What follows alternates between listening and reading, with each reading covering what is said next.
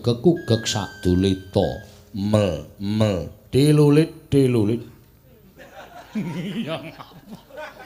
Amin sesebutane kok ditambahi dilulit. Mbangane mlegegek sadulita lit. Unjur bubar medeni kowe tong ngudel longkas ora. Gemrubuk terus angine. Ora apa-apa rasa digagas menawa iki angin saka segara.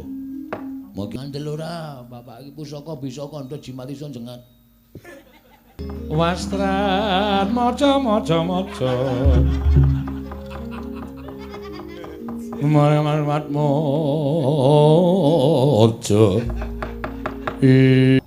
Sapa sing arep-arepake patine Petruk? Malah kecilaka. Bareng aku mlaku suwening suwe nggonku mlaku, rekane arep nyileke awak saben esuk aku mlaku paling ora mlaku 6 kilo. Lah kok saiki seprene malah iso pirang-pirang kilo.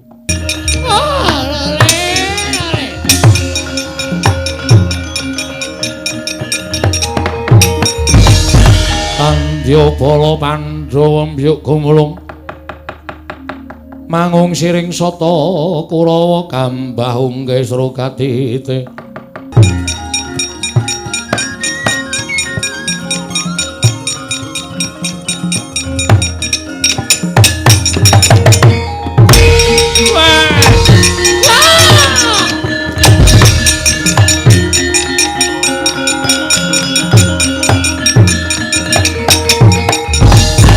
yen sampean iku muring-muring kali sapa? Teko-teko kok muring-muring ka manungsa kae. Sing irunge kaya sosis kae. Lha dikeprok sirahe modar kowe. Deng apa, Truk? Lah kurang ngopo-ngopo lho. Padahal kurang ngopo-ngopo. Kok diunek-unekke. Tobat. Menungsa ora tatan ora ngilo karo githoke. Dapure kaya ngono wis diajate ponokawane kok ngoyak-oyak karo Banowati.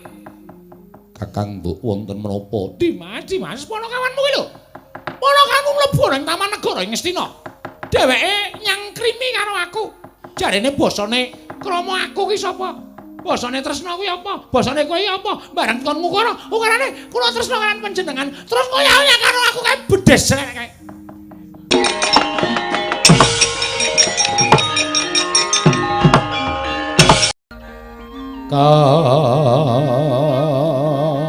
Kasrepan tingkahing mungsuh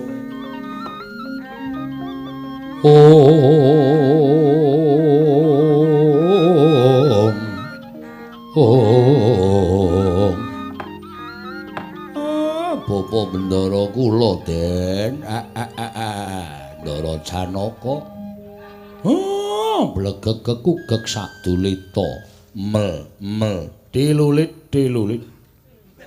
Iya ngapa? Amin sesebutane kok ditambahi dilulit. Mbangane mlegegek sadulita lit ngono ki rak ketok kaya ora wangun dilulit. Ha ora kaya bakul es to kowe dilulit. Njaluk. Weh. Wong ora ana wong tuku kok njaluk. Wilujeng Ndara. Iya Kakang Semar. Tansah pinanganing kawidadan prataku ning Karang Kadempel Kakang Badranaya. Syukur. Ndara kula ngaturaken bekti kula kunjuk nggih Den. Iya nala garing. Karya bombong penggaliku pangestuku tampanana. Nggih kula pun dinggo jimat. Ndara kula ngaturaken sembah pangabekti kula kunjuk. Iki suarane sapa nala garing? Petruk. Kenging radang tenggorokan. Ya Truk bubar ya Truk medeni. Unjur bubar medeni kowe tong ngudel longkas ora. Gemrubuk terus angine. Ora apa-apa rasa digagas menawa iki angin saka segara. Mungkin cedhak segara. Ya ora ada ya. Padake nang Blekonang wae. Cedhak segara iki ada.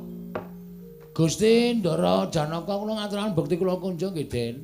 Iya Bagong tak tampa. Pangestuku tampanana. Nun nggih sangat anggen kawontenaken jimat. Enten apa, Gus? Lah kok sampean rawuh enten Karang Kadempel. Mundi dawuh timbalane Kanjeng Koko Prabu Darma Kusuma. Kakang si Kakang tinimbalan sowan ning negara Ngamarta. Nadyan Kakang Semar kuwi derajate ngaceplik bebasan nuwun sewu. Wong loro saudon telu saurupan nanging ana akeh ingkang padha nyebut yen to Kakang kuwi pusaka kang bisa kandha, jimat kang bisa ngucap. Ngandel ora, bapak iki pusaka bisa kandha jimat iso jengat. Jimat iso bisa ngucap kok iso jengat ora. Heeh, jimat iso ngucap.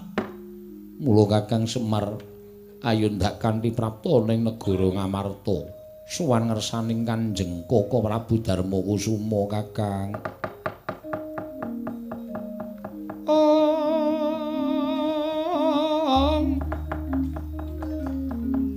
Permarare mangos ambrang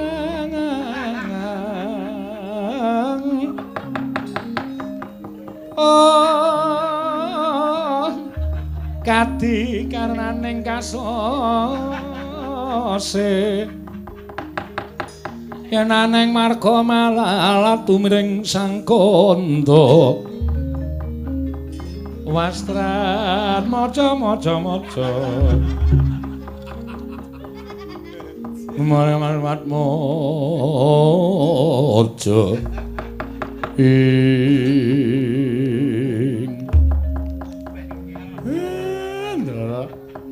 nek ngoten awi kula dherekaken sowan teng negara Ngamarta anak mojo neng keri Kakang Semar nggih Ndara langeng yo mangungkung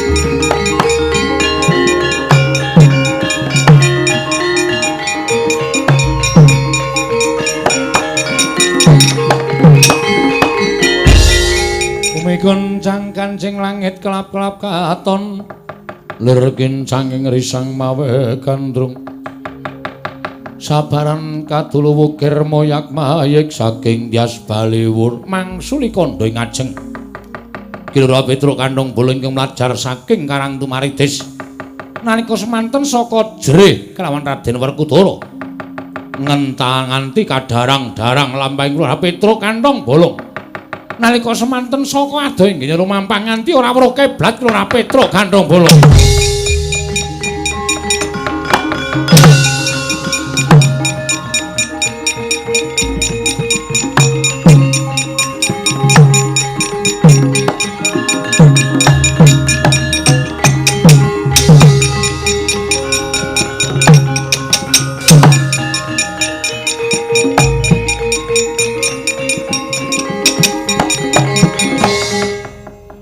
Jayata larta saking kutha Sangkara kula yen amutusa Sang Sri. Walah. Jane yo mengar nderekne tanggaku apa sapa nek nganti konangan sapa sing arep-arepake patine Petruk malah kecilaka. Bareng aku mlaku suwening suwe nggonku mlaku rekane arep nyileke awak saben esuk aku mlaku paling ora mlaku 6 kilo lah kok saiki seprene malah iso pirang-pirang kilo. Nganti tekan jabane ngrangkah. Waduh, monggo aku iki kaya urung ngerti papane iki ngendi. Malah keblasuk-blasuk. Malah ketuyung-tuyung uripku kaya ngene iki kepiye iki. Dalan sing maune tak liwati kok kaya tak sawang kaya pangling gek aku ki tekan ngendi, desa ngendi, dusun ngendi, kelurahan ngendi, kecamatan ngendi. Kok suasana saya sepi kaya ngene iki gek kepiye wah jan. Lah malah cilaka mongko ndara wis anggeni gawe Petruk pirang-pirang. Ngono nganti mulih nang omahku, Kurantawati ora ngerti nek kuwi Petruk palsu, langsung dirangkul. Aneh. Waduh. Wah. Kok pikir aku dadi sing ora-ora ya? Ning ora ah. Bojoku iki wong setya bekti karo aku kok ora bakal tumindak kaya. Ning nek padha rupane. Ha piye?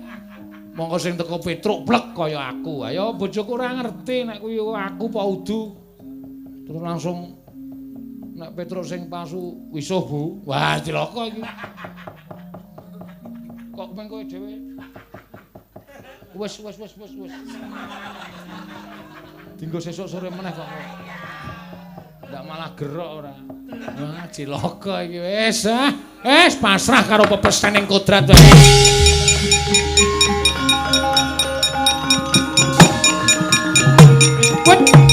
Waduh pukulan. Waduh pukulan. Aduh pukulan.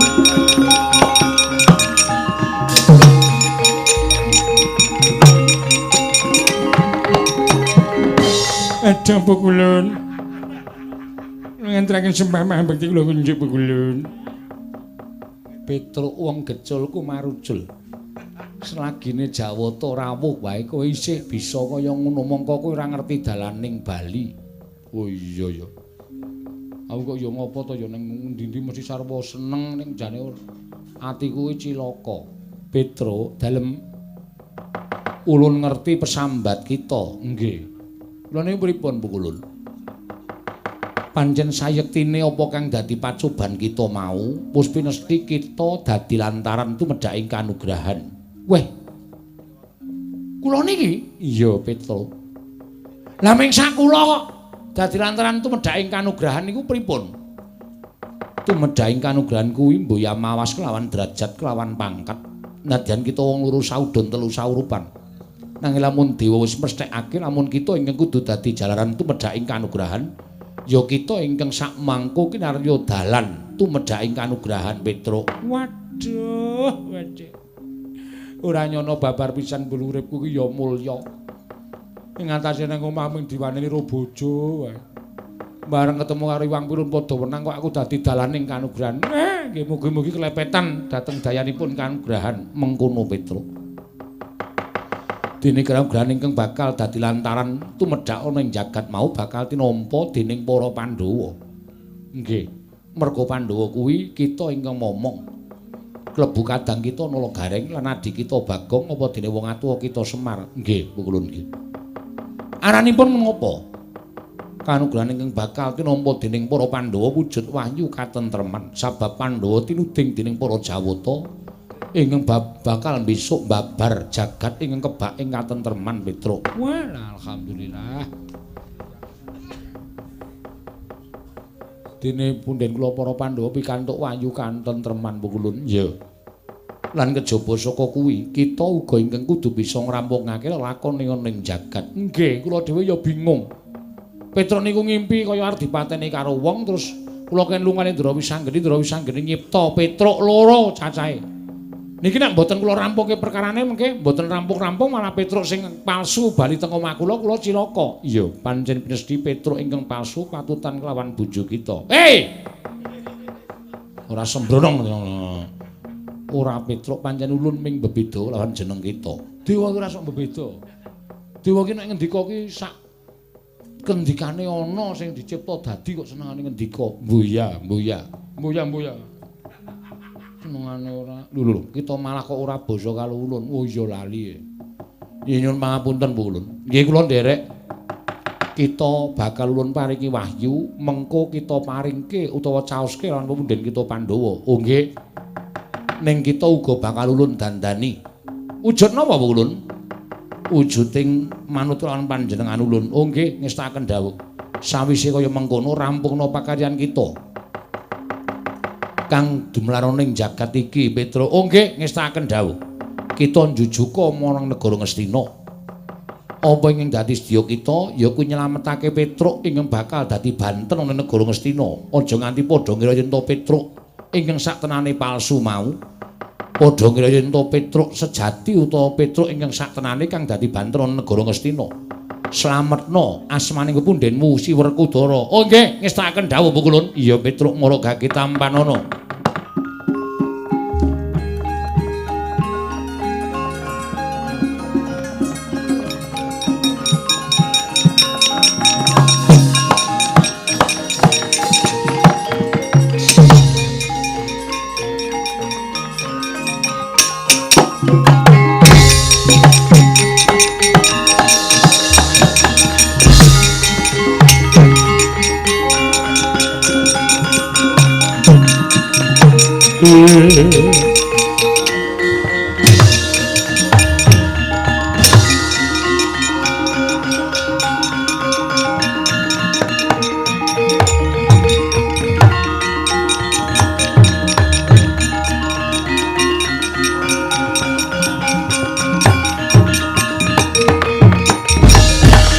Maraing bang wangaruna kadinetraning angga rapo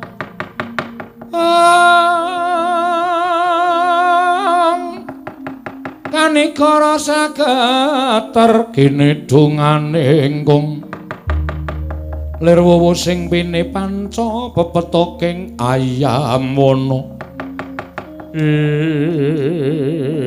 Petruk kita wis ulun sebda dadi wujuding satriya bagus lan gagah. Mara mangsa barenggon kita bakal gawe asma utawa jeneng ulun kundur ana ing Kayuwangan. Aja lali sawise kabeh mengko katon padhang wahyu caosna marang pepunden kita Pandhawa. Oh nggih, ngestaken dawuh Pukulun. Sembah kula ngendhiraken Jengkar Paduka Hyang Adi Pukulun Sang Hyang Bathara Wenang.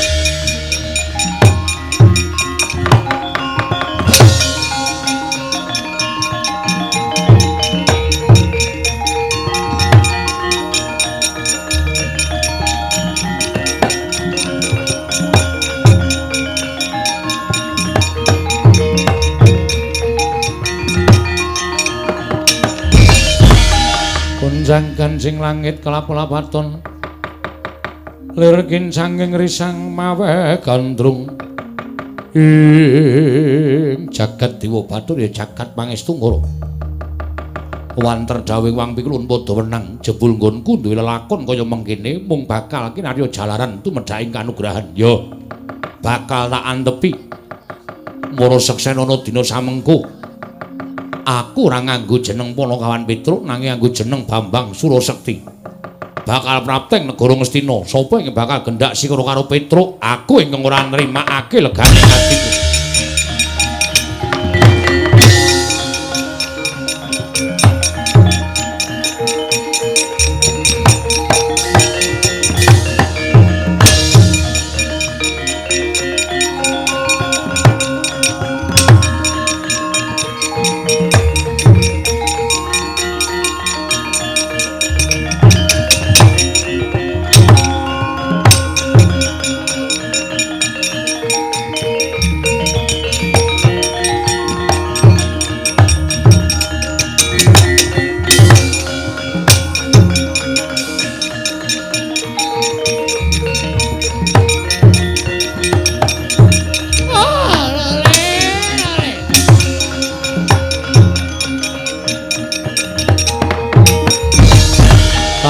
ya bala Pandhawa mbyuk gumulung mangung siring sata Kurawa gambah unggih Srokatite ing jagat Dewa Bathara Rudra Duryudana kakangku piye Paman Arya wonten dawuh Bawadana wonten dawuh Ger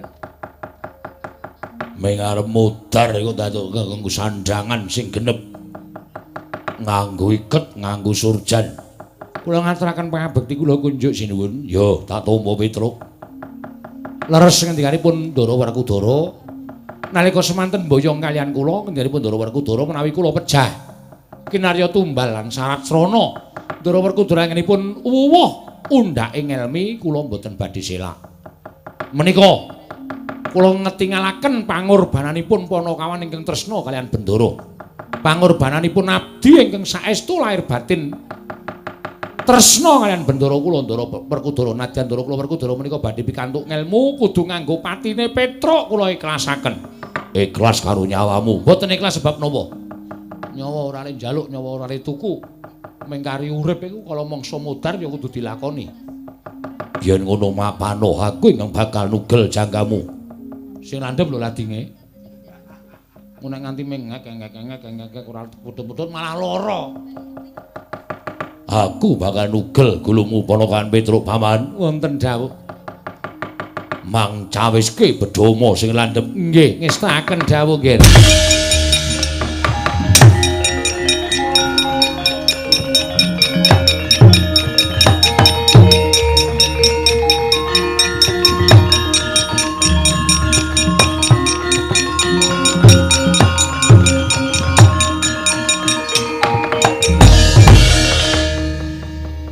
Samengko bakal kelakon benjanggaku nggonku mateni Petruk kandhung bolong-olo tanpa rupa kowe kekuwataning para Pandhawa.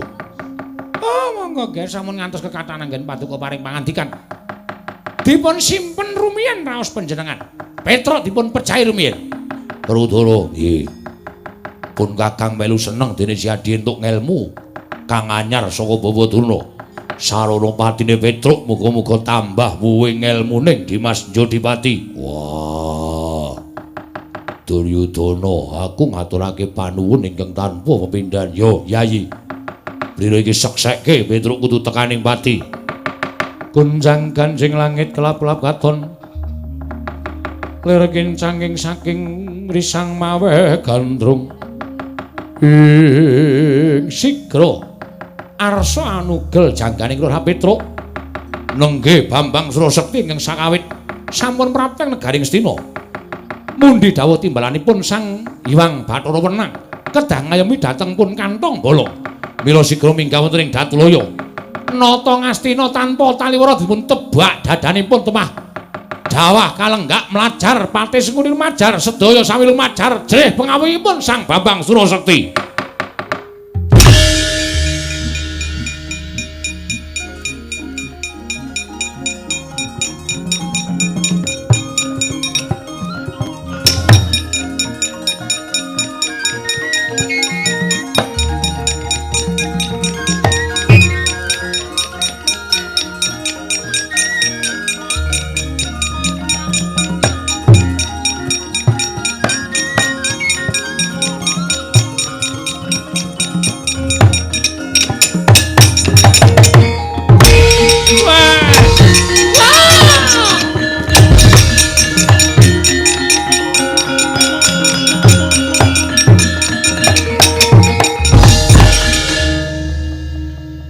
Sinten iki?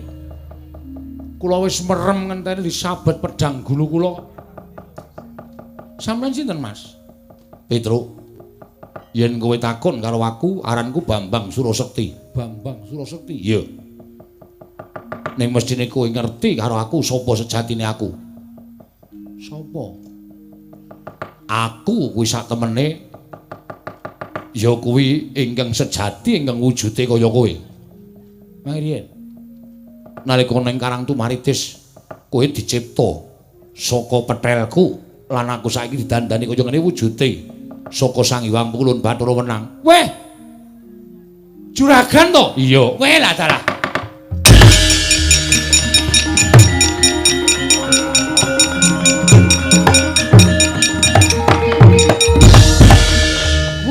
saya rumit ceritane. Sampeyan malah dadi satriya, Petruk Nun. Kowe tak wenangake. Eneng negara Ngastina sak karepmu nggonmu bakal nglakoni apa wae. Lah terus sampeyan aku tak ngoyak wong-wong Ngastina men padha kapok. Dene wani ngancam patine Petruk kanthi bolongke. Ngantos-antos nggih Raden.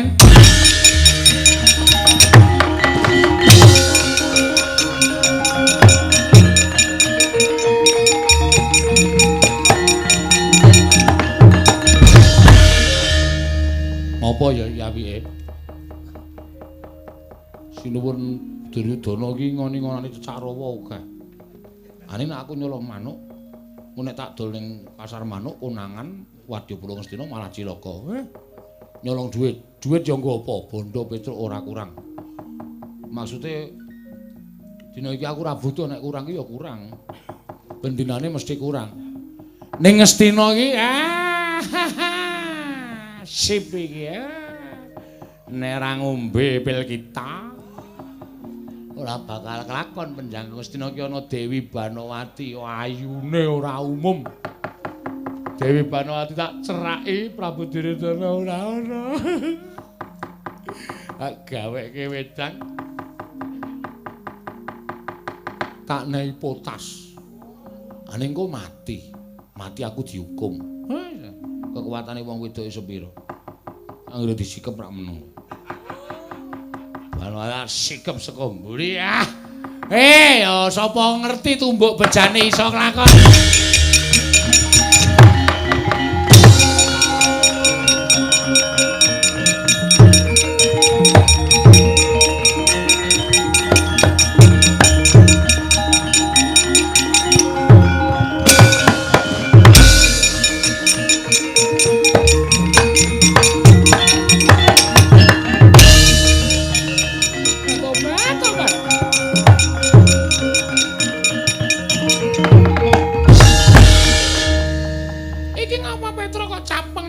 Batu-batuan nganggo blangkon, nganggo klambi.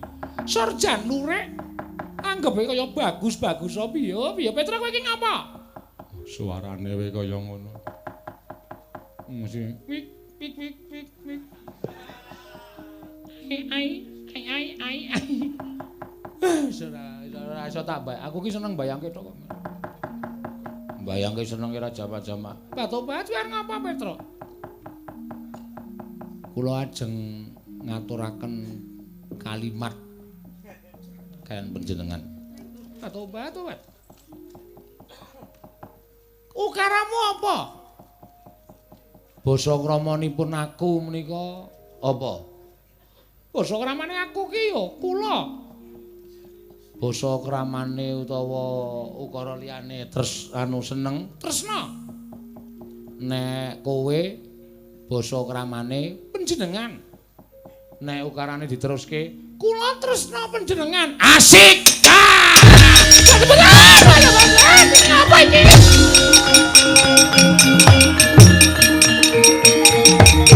Wajia. Bos.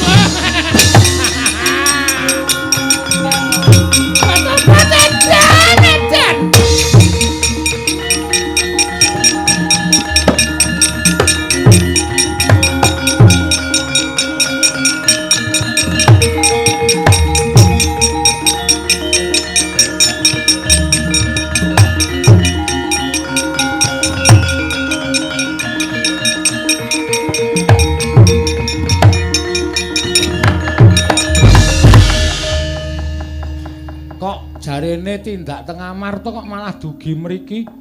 Semarupa kowe lali karo aku. Janaka kowe biasane yen to lumaku, adat ingkang wis kelakon. Aku ora nate njangka marang apa ingkang ndak karepake, nanging anut-manut laku ning suku. Menyang endi lumaku ning suku ya kowe ingkang tak jangka. Apa sira Kakang Semar lali? Bener. Ngoten to critane. Iya Kakang Semar. Tobat Dimas Janaka mati aku Dimas.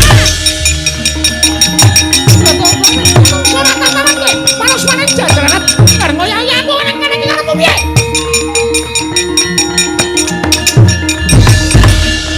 Mangke riyen sampean iku muring-muring kali sapa?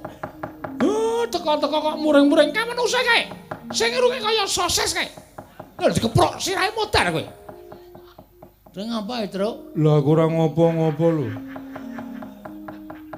Padahal padahal kurang ngopo-ngopo. Kok diunek-unekke. Tobat. Menungsa ora tatan ora ngilo karo githoke. Dapure kaya ngono wis diajati ponokawane kok ngoyak-oyak karo Banowati. Kakang mbok wonten menapa? Dimas ponokawanmu kuwi lho. Ponokanmu mlebu ning Taman Negara ing Ngastina. Dheweke nyangkrimi karo aku. Jarene basane krama aku ki sapa? Basane tresna kuwi apa? Basane kowe apa? Bareng kon ngukara, ukarane kula tresna kan panjenengan. Terus ngoyak-oyak karo aku kae bedes kae. Petruk Dalem Bapak. Tumindak apa? Kula mboten tumindak napa-napa. Bapak. Lah kok ana pelapuran kaya ngene? Petruk, kula maju kene Ponokawan. Petruk, aku butuh rembugan karo kowe.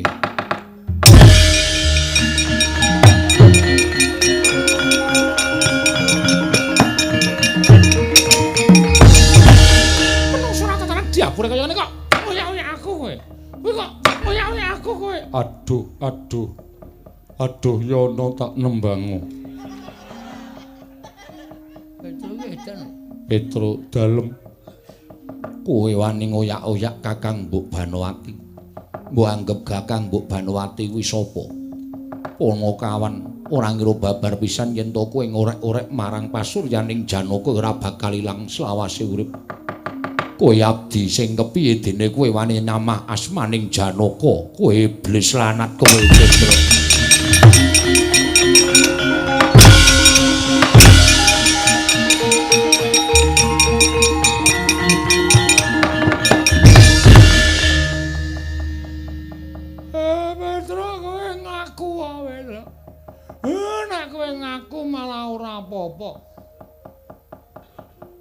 Kula mboten nindakaken menapa-menapa.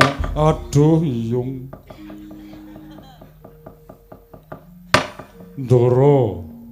Kula mboten nindakaken menapa. Terus Ndara men suarane pindah niku mang tutuk indase nganti pecah. Men modar sisan sapenake dhewe. Petruk, ora bakal tak gawe macak, mesti bakal tak sirnake kowe wani nyamah kelawan Kakang Mbok Banowati. Arjuna, Janaka aja ngawur Janaka.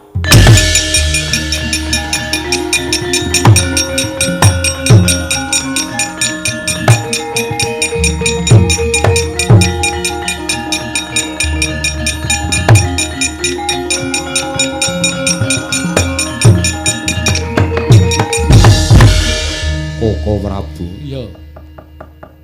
Kowe iki mbok ya sing lantip, kowe iki mbok ya sing awas. Ora ngawur gawar-ngawur ngono sak penakmu dhewe. Inggih, Koko Prabu. Keparingipun paduka paring dawuh kaya mengkono. Ora sandadak tak cethake. Kaya dudu Janaka kok njaluk dicethake perkara iki. Kowe kena wae.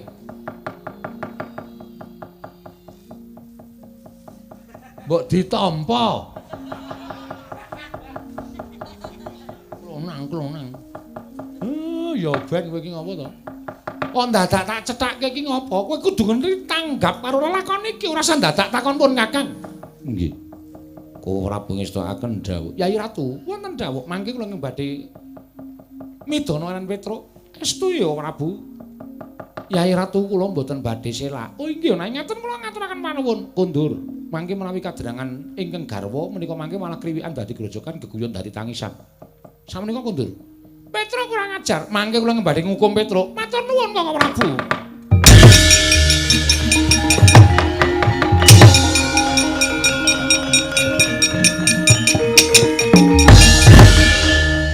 Koko Prabu. Nyuwun pengadilan kula mboten narimakaken menawi Petruk menika nyamah dhateng Kakang Mbok Banowati. Ya, mengko aku sing ngadili.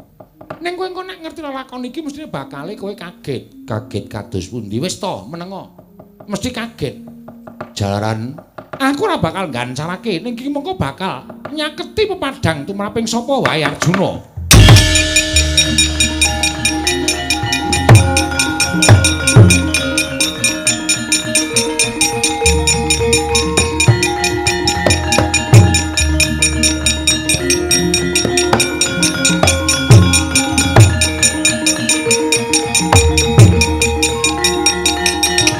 aja. Wah.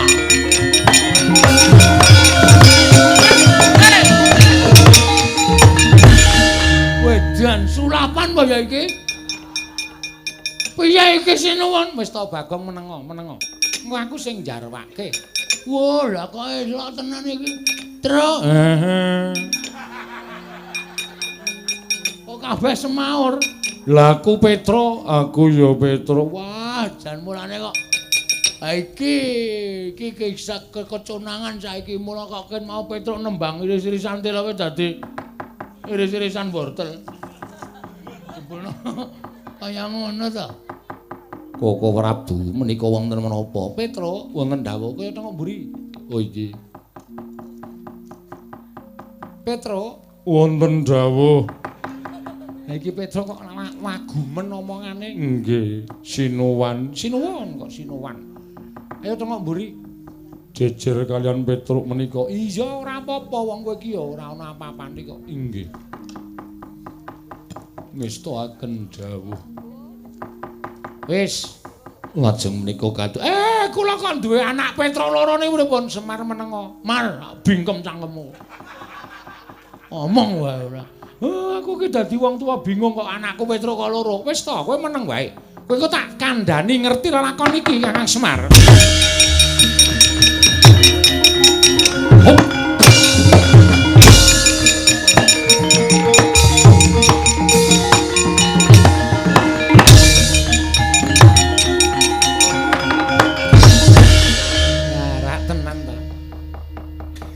Nek ora ngene iki ora rampung-rampung perkarane. Sowe. Nata Ndarawati, kowe sapa? Takon karo aku Bambang Surasekti. Wah, Bambang Surasekti. Ya. Niatmu ngopo? Goleki Ratu Ngastina. Goleki wong-wong Ngastina bakal tak ajar.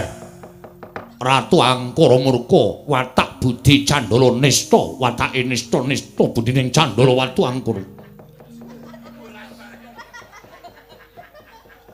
Ratu Angkara murka, watake Candala, budine nista. Wis ngono wae ora usah dadak wolak-walik. Ratu watak nista budine Candala Angkara.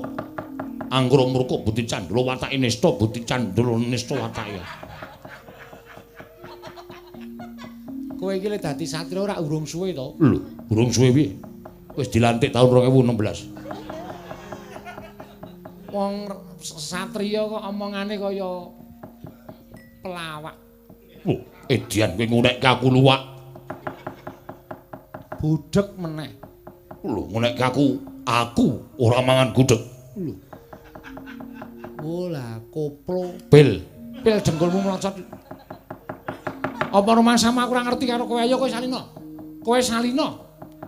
Iki lakon iki nek kowe ora salin ora rampung-rampung. Lho, salin piye? Kowe iki Petro kok dadak werna-werna ora?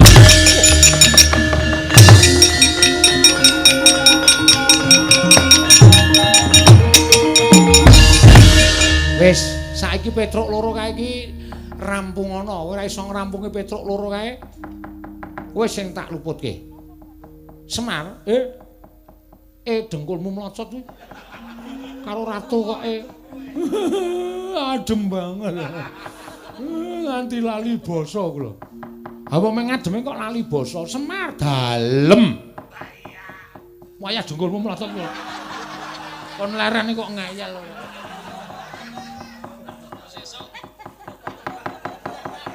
Iki anakmu sing tenanan Semar.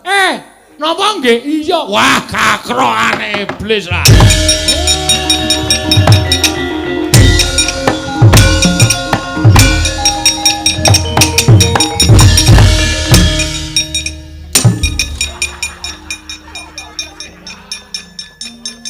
Jas kok ditutuki ora. Badut kowe. Ora omong-omong ki mau kok mulang kok garing karo Bagong bingung. Petruk suarane kok kaya ngono. Sing endi, Pak? Kowe sing jambone. Kon rene.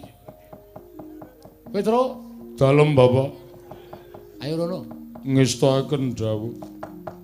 Ning ning ning nong nong nong. Ora saning nong-nong ngopo ki? Arep nembang apa ya? Pun rampung, Ndara. Kula suwun wangsul kados wingi uni. Lah aku le bali piye? Wong le wujud kaya ngene ya ora ngerti piye carane. Hei! Niki pripun, Den?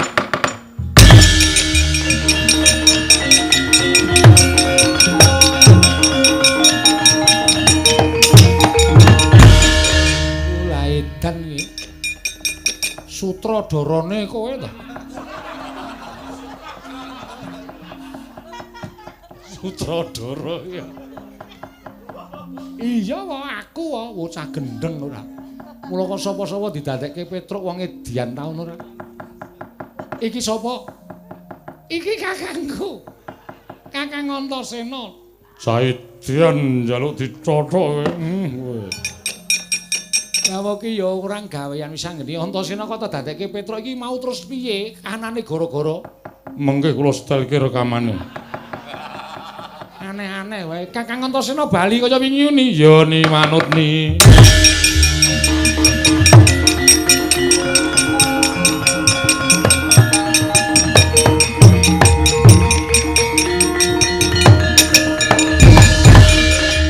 Wong edan loro-loro niki pancen edan kabeh. Anak Pandhawa sing dugal warisan lah kok isa-isane gawe lakon. Iki lho menungsane. Aku nganti gembrobyos dadi Petruk. Ming gara-gara sak jame kaya dikunjara 40 taun rasane. Anggere ana pamundutan lagu aku setim ora tak waca. Ning nganti ana sing nyuwun sing nembang Petruk cilaka to. Antasena bali, ya. Matur nuwun ya, Kang. Ya. Matur nuwun nggih, Den. Ya, sune rasa aneh-aneh, Truk. Aku gah sune dadekke kaya kuwi moh aku. Sekali-sekali dadi kaya kula. Moh. Saya edan meneh malah. Aku bali ya, Pak Di. Iya, sing ati-ati ya, Ngger. Ya.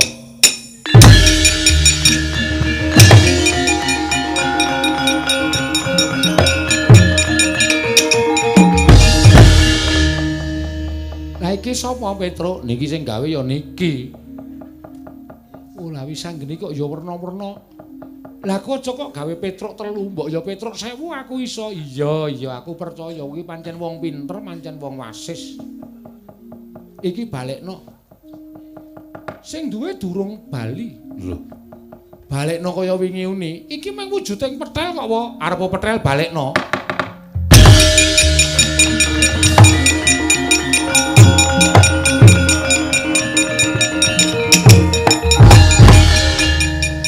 Petel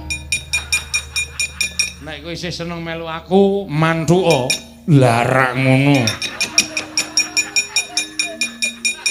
Wis gak dijupuk ora dienggo lucu wis gak dijupuk ya. Kira-kira iso nglabuhi aku mantuka larak ngono. Wong ming petel kok gayane kaya iso. Weh, petel niku arep kaya ngono urip e. Petruk lah kok ora seragam. Engko ndak dikira ora kompak. Wah, kudu seragam. Heeh. Wis. Wis anggene kowe bali yo. Iya, Adik. Ngaturke panuwun. Iya, wis kono mak bali yo. Iya. Sesune ora usah gawe werna-werna. Lah aku disambati Petruk, jare Petruk ngimpi arep dipateni karo wong. Monggo sing mateni Petruk kuwi nuwun sewu, niki nek ora sampeyan sing nrenggalangi ora bakal rampung. Lho, sing arep mateni Petruk sapa? Bapa Jodipati. Weh lah dalah kowe bali tak rampungane werku, Dara.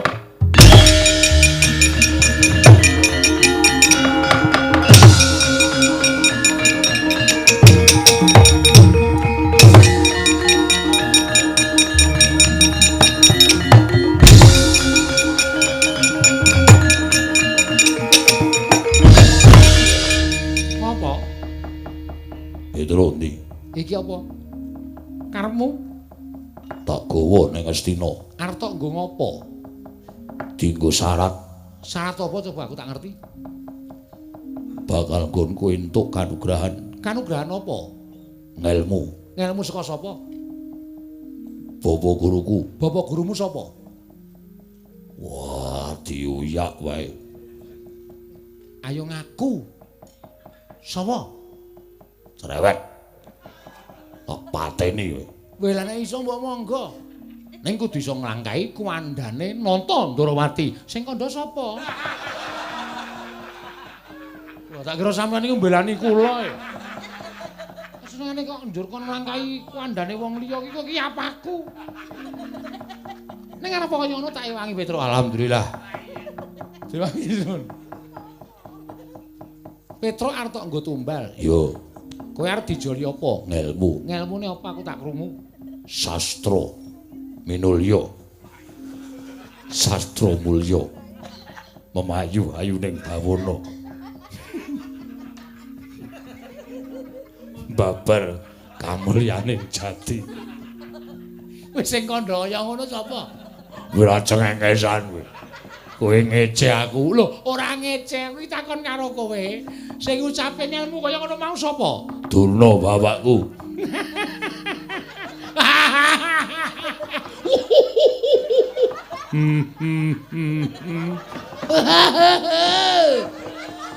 Waduh cengengesan kabeh.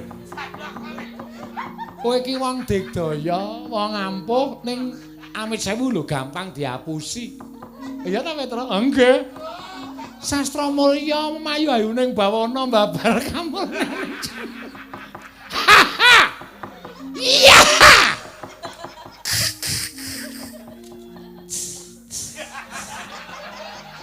Wah. Ndara Janaka ning guyu nrebel. Kok isa-isane nglakoni. Mawa kowe guyu. Kowe tak omongi lho, iki kok karane Begawan Durna kuwi ngelmu apa aku tak takon? Jangkeping. Ngelmu kasampurnan. Karo ngelmu sangkan paraning dumadi kudu ana ngelmu sastra mulya. Memayu ayuning bawana babar kamulyaning jati. Wis aja tok sebut meneh. Aku ndak guyu. Kowe iki ngelmu ora ana kuwi mung karangane Begawan Durna kok kowe iki manut kowe iki piye to Werkudara? Nganti saka manut karo Begawan Durna, kowe mentala mateni karo Petruk. Karepmu piye aku tak takon? Ngelmu sastra mulya memayu ayuning bawana babar kamulyaning jati kuwi ora eneng. Jarine Durna eneng. Kowe iki gampang diapusi. Lah kok terus mung perkara ngelmu kowe mentala arep mateni Petruk, Petruk arep tok jolke ngelmu, nek Petruk upama ngelmune kuwi tenan kowe gelem dipateni ya, Truk? Mboten. Lho. Edan kowe. Ah sampean wau ya ora kompak kok. Pembalasan kok ya. Purun. Nah, krungu dhewe to. Gelem. Nek ngelmu mau ora ana, lah Petruk mati siya. Terus nek wis kebacut mati ora iso tok uripke, kowe diapusi karo Durna, kowe arep nutuh karo sapa aku tak takon. Aku tak takon arep nutuh karo sapa? Nek di Janaka Mboten teng pundi-pundi radi nebihke mawon. Badhe ngothak-athik tembung sastra mulya memayu hayuning bawana babar kamulyaning jati. Tak golekane ning 1001 malam. Suwabeh. Ha kowe iki nesu, kowe iki sing bodho kok nesu. Wah. Wis ngene ngono wae, nek Petruk mati ora apa-apa, nek Petruk ora iso duripke meneh piye? Ayo takono Begawan Durna kono. Ngelmune saka sapa, dewane sapa? Aku tak ngerti. Terus babare ngelmu sastra mulya memayu ayuning. Kuwi apa aku tak takon? Omongan. Ucatulan. Ngeyel. Sing ngeyel iki kowe. Kowe ngeyel. Kandhani. Lho, aku ki ora kandhani kowe iki tuwa sapa karo aku? Tuwa kowe. Lah kok kowe ngandani aku? Kowe iki manut ora karo aku? Iso manut ora? Run. Ngeyel.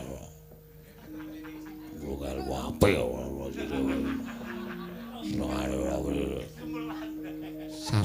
Sastra dasmu.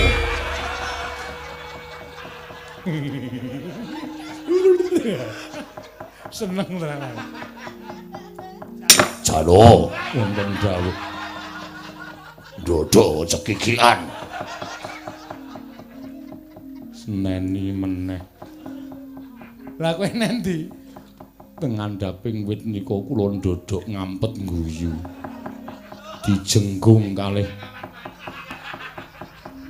dijenggung kalih Kakang Mas Werkudara. Sastra cetha, sastra telu mulya papat.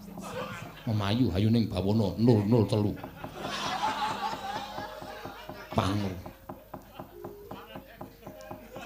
Berarti 003 tambah ke papat dadine 40300 Jung. Wis. Kula niku mboten Tendang bokongmu. Nggih pun. Ndara Werkudara nganu iki tenan isin tenan. Wis Petro, nggih. Ana apa? Matur Ndara Kresna. Iya piye? Kula mbeta wahyu. Lho. Wahyu tok gawa? Nggih. Wahyu apa? Katentreman dados dipun tampi Ndara kula Pandhawa. Mengko gampang. Caosna marang pepundhenmu para Pandhawa. Nggih, ngestaken dawuh. Werkudara. Oh. Kae lho Kurawa dampyak arep ora trima kae singkirna. Gah.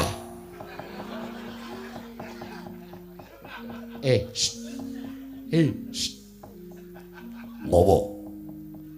Ndara Kresna niku pundhen panjenengan. Ayo kon ngresiki Kurawa. Gah. Oh, ki sapu kon ngresiki dhewe. Iku ora ngajar sampeyan tak andake Sinu Ndarawati. Yo, ngresiki yo. Wegah. Wegah tenan. Wegah. Sastra Mulya. Sastra Mulya. Wah, Petro oyak wis. Sastra Mulya. Memayu hayuning bawana, babar kamuljaning jati. Iblis lanat.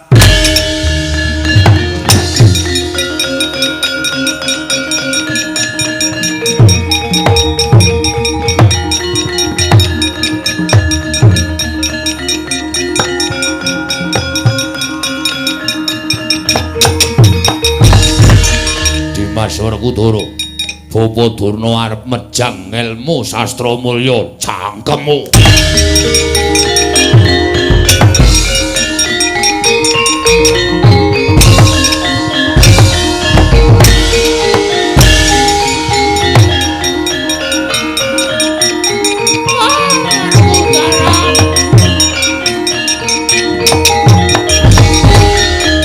Sastra mulya kuwi eneng ora? Ana. Yen ana sing dawuh dewa sapa? Dewa anu aku lali jenenge. Wah, kayangane ngendi? Aku ya lali takon alamate. Oh, Werkudara bakal tak wejang. Wah, wenehno murid-muridmu wae.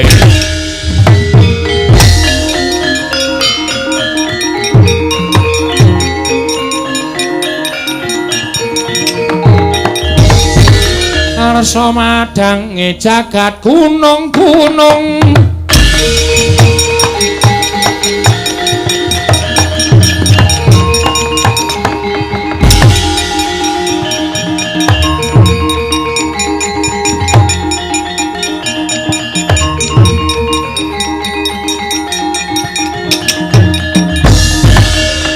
Sampun paripurna Den. Sami sesanti Suradira jayaning Kang Rat. Suwuh brasta tekaping Kula Darmastuti sesarengan memayu hayuning bawana Semar. Aja nganggo kuwi, isin ae. Sampeyan iku sing kleru kok iseni pripun? Niki ukara sing pungkasan sing kudu diucapake memayu hayuning bawana babar kamulyaning jati Suradira jayaning Kang Rat. Suwuh brasta tekaping Kula Darmastuti rahayung samya makarya rahayung sang pinanggih. Derek muji syukur ndara kula entuk wayu katentreman mugi-mugi saged ambabar katentreman lahir lan batin ndara.